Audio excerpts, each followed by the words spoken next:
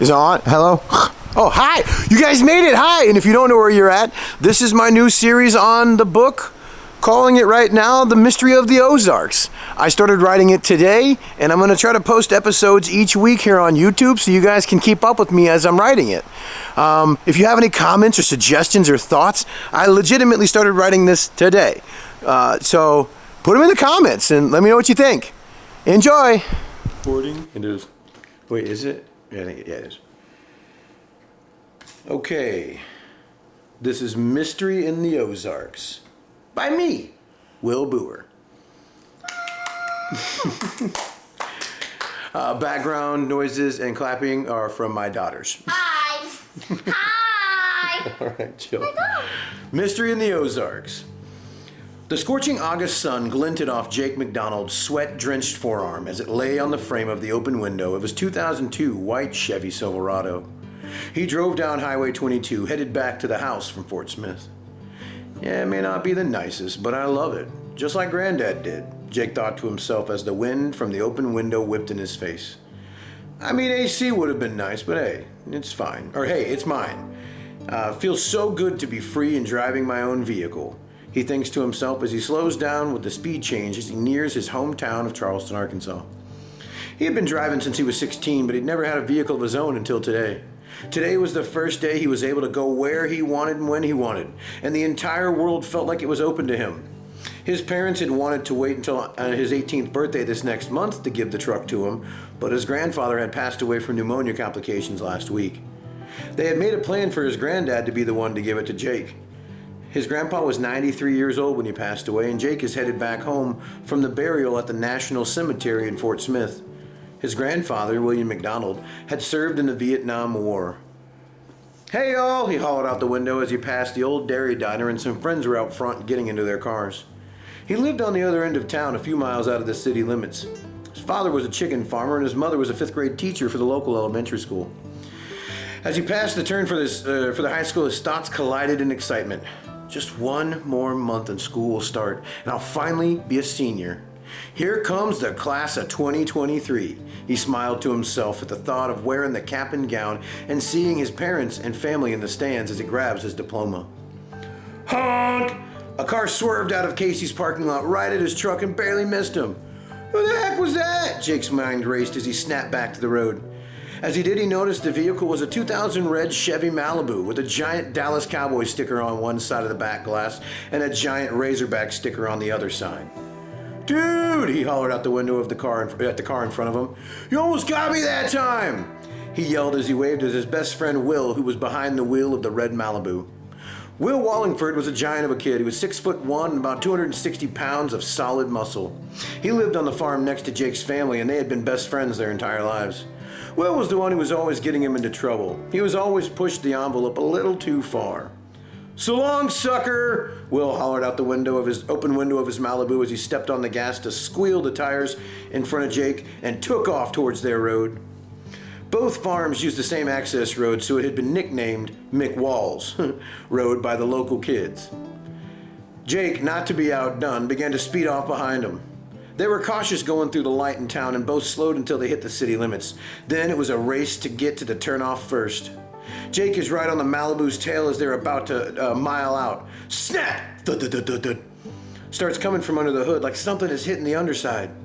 Oh no, I just got this, Jake thinks as he slows down and pulls to the side of the road to check out the noise. The seat creaks as he leans over to press the button for the hazards once the truck is stopped. He looks in the rearview mirror to make sure no one is coming up behind him so he can get out of the truck. He doesn't see any cars coming, so he reaches down and pulls the latch to release the hood and gets out of the truck and walks to the front. He feels along the right edge of the hood, between it and the grill, looking for the hood release. His hand finds the metal latch and he presses it. The hood opens and a small amount of steam billows out. Jake can already see the problem. The main engine belt is in pieces all over the engine bay. It looks like it exploded due to dry rot from sitting on the farm. The truck is his granddad's old farm truck and hasn't been cared for very lovingly. Dang it, Jake yelled as he slammed back down the hood of the truck. What happened, Slowpoke? Will's voice came from the other side of the road. He had turned around and come back to see what was going on. Jake looked over to see he had parked the old red Malibu and was about to get out. Hey, don't get out. We just need a belt. Can you run me to the house to tell Dad and see if he can help us get it home? Jake hollered to his buddy. Yeah, man, of course, get in, Will replied. Jake checked for traffic and then quickly ran across the street to his friend's car. He hopped into the passenger seat and Will stomped on the gas and slung the car back across the highway, headed back towards their road. They were only about 3 miles from Jake's house, so the drive was really quick. Once at the house, Jake hopped out of the car and Will asked, "You all good? You want to help with the truck?" "Nah, we're good. I'll grab it. I'll grab Dad and we can get it done," Jake said as he smiled. And with a smile as he smacked the top of the car a couple of times, symbolizing that he was clear and Will could drive off. "All right, dude, see you tomorrow then," Will said as he stomped on the gas again and shot gravel all over Jake and covered him in dust. You could hear Will's laughter echo off the barn as he drove away. "I see Will is leaving," a voice cut through the sound of Jake's coughing and waving the dust away. "Yeah, Dad, Jake cleared his throat from the dust. "Sorry about that. He does like to make an exit. I was a teenager once. Just don't rev your grandpa's old truck that way. It's too old and brittle, and to probably break something," he replied. "Wait, where is your truck?" he said as he noticed the vehicle was missing. Yeah, about that. I may have tried to race Will home a little and it broke down just off the turn from Highway 22, Jake said as he was trying not to meet his father's gaze. Jake's dad, or Papa Mike as everyone else called him, was a gentleman, but he was also a giant, and when he was upset, it was a bit intimidating. "You did what?" Mike responded with a bit of anger and frustration in his voice. "I'm so sorry, Dad. I didn't know it would do that. And I'm so sorry. I'll help fix it and I'll pay for the belt myself." Jake's words fell out quickly. "You know what? It's not that big of a deal," Mike said, calming down. "Like I said, I was a kid once too." He smiled and grabbed Jake for a quick hug. "All right, you go on into the house and get changed out of your nice clothes and into some work clothes. Then go get your chores done. I'll give Tony a call and see if he can run over to check out the truck with me. I'll let you know the moment he tells me what is wrong and the cost so we can get to work on it. I know how excited you are to finally be able to drive yourself up to Mulberry Mountain for the family reunion this weekend. Hopefully it is just a quick fix and we'll be done before we head out in the morning," Mike said as he walked away towards the barn, looking up Tony's number on his phone. Jake sighed a small sigh as his father walked off and thought, "Okay, well, that could have been worse. Let's get the chores done." He made his way into the house and changed out of his Sunday best that he had worn to the funeral and got ready to work.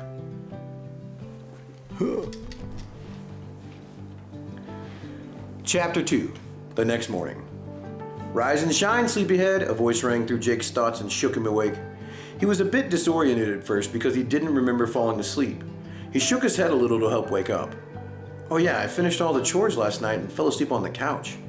I completely forgot I came to bed in the middle of the night," he thought to himself as he yawned, still waking up.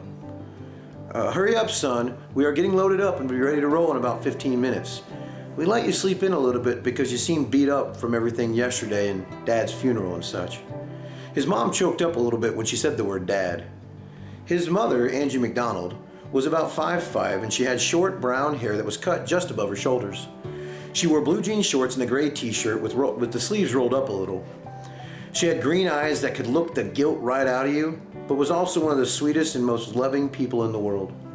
Jake's mom and dad were a bit overwhelming sometimes, but never short on love and care for him. "What?" Jake said as he jumped up out of bed. "What about my truck? Did Dad say anything?" Angie looked at her son with some sadness in her eyes. "Aw, honey, just go check with your dad and Tony out front when you're dressed. They'll explain it all," she said as she left his doorway and headed back down the hall to the kitchen. Jake tossed on a pair of black and gold gym shorts he had from school and grabbed a white t-shirt and ran out the front door to hear of his truck's diagnosis. "Hey, Jake," Tony's voice came from his left as he walked out the front door. He followed the voice to see his Chevy sitting there in the driveway. "Yes, you fixed it? Thank you so much, Tony," Jake exclaimed with happiness. "Sorry, Jake, no, it's a little worse than we thought," his father Mike said as he walked around from the other side of the truck. "Tony helped me pull it down the road to the house so we could get a better look at it. Your water pump went bad and froze up, which popped your belt," Tony said as he stood up off the ground. "We don't have that pump on hand, and even if we did, I couldn't get to it for a few days at least."